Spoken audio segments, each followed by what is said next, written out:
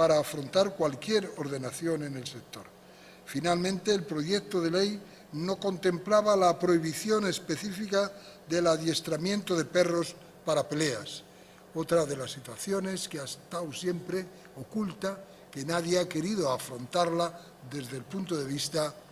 radical, que es como hay que tomar este tipo de decisiones. Las peleas están prohibidas, por tanto esta ley no tiene más que prohibirlas, seguirlas prohibiendo, pero tomar alguna medida para que eso no se produzca. Pero no hay en ningún sitio, ni tampoco en este proyecto de ley, nada que especifique el adiestramiento de perros para peleas ni los requisitos relativos al ejercicio de la profesión de adiestrador canino o de los correspondientes al régimen de reconocimiento, determinación de derechos y obligaciones, reconocimiento, participación y control de las asociaciones reconocidas para la crianza de perros en nuestro país. Por todo lo expuesto, en aquel momento, decía, por todas estas razones que hemos venido desarrollando y dirigido al Pleno del Congreso de los Diputados, yo lo hacía naturalmente en nombre entonces del Grupo Parlamentario Socialista, nos habíamos visto en la necesidad de presentar esta enmienda sobre la base de estos principios. Era una enmienda a la totalidad y, por lo tanto, se pedía la devolución del texto que el Gobierno había enviado al considerar que el proyecto de ley no servirá en su estructura básica, como se ha venido a demostrar, porque no alcanzaba los objetivos que se requieren en el ámbito de legislación de un país socialmente avanzado como es el nuestro. Por todas estas razones y otras muchas, solicité en aquel momento el voto responsable a favor de la devolución del proyecto de ley por ser desde su origen manifiestamente mejorable. Así, más o menos, concluía mi intervención en el Pleno del Congreso de los Diputados ante una muy importante, eso sí es verdad, se creó un ambiente general en nuestro país de tal manera que ya no solamente eran las revistas profesionales, las revistas que estaban muy atentas y todo ese mundo, para mí fue expectante conocer cuando yo decía, ¿y qué mueve el mundo canino? Y me dijeron que económicamente, bueno, barbaridades. Yo creo que traducido a lo que puede ser ahora, lo que me decían entonces,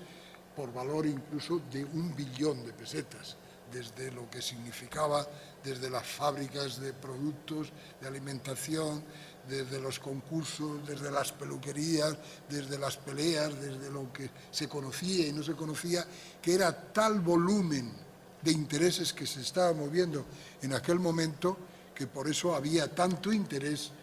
Y lo pongo en relación con lo que les decía hace un momento, que llegó a tener efectivamente en todos los medios de comunicación, en los medios habituales de comunicación, de la prensa normal, digamos, de las televisiones, de las radios y, desde luego, sobre todo, de aquellas revistas profesionales que tomaron cartas en el asunto y hubo un cierto debate que se podía decir que fue un debate con las limitaciones que tienen estos asuntos sectoriales, pues fue un debate nacional. Y hablando de esto, me gustaría recobrar que efectivamente a través de este sencillo congreso volviera a repercutir otra vez, se pudiera volver a repetir ese acontecimiento, de manera que la propia sociedad volviera otra vez a tomar cartas en el asunto, que además de los especialistas guiados por su conocimiento y por su ciencia, los propios interesados, propietarios, aficionados,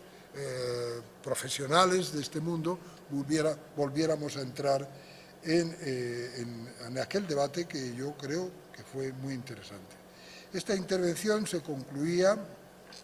como decía, por esa expectación que también tuvo, yo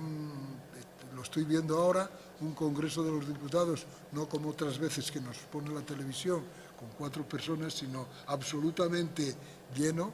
completamente en fin, ocupado todos los... Pero las tribunas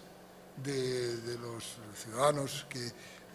apetecen asistir a estos debates estaban totalmente llenas y totalmente preñadas, con perdón, de interés, porque había intereses de todo tipo. Aquellos que se sentían aludidos y atacados